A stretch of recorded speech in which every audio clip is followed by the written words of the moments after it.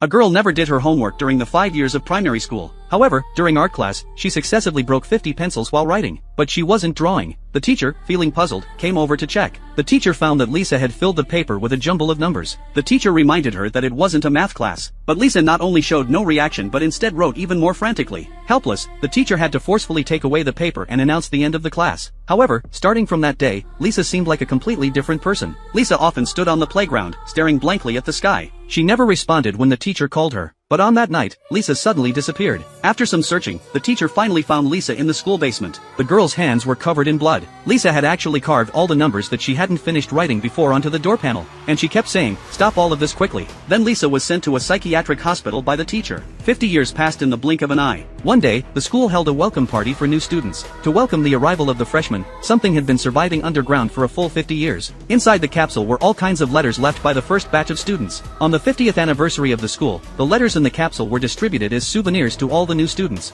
Among them, a boy got a piece of paper with all sorts of mysterious numbers written on it. After school and when he got home, the boy's father, Cage, accidentally discovered this piece of paper. As an astrophysics professor at MIT, Cage was very sensitive to mysterious events and numbers. Driven by his curiosity, Cage began to study these mysterious numbers. He first listed one group of numbers separately and then divided them into two groups. The first group seemed to correspond to the date, September 11, 2001. This was exactly the day when the globally shocking 9/11 incident occurred. And the numbers in the second group corresponded to the number of victims at that time. Cage looked puzzled. Cage found it hard to believe. So, Cage listed all the numbers on the paper according to the same pattern. He found that these mysterious numbers, without exception, could accurately predict the dates and the numbers of victims of all the disaster accidents within the next 50 years. The accuracy was astonishing. According to the prediction on the paper, there would be a disaster the next day, and the number of victims would be 81. Cage hurriedly found his colleague and told him about this strange thing. But his colleague didn't take it seriously at all. He thought it was just a coincidence and even asked him what the meaning of those extra numbers was. Cage didn't know how to answer because he hadn't figured it out either. When he got home, Cage stayed in front of the TV all night,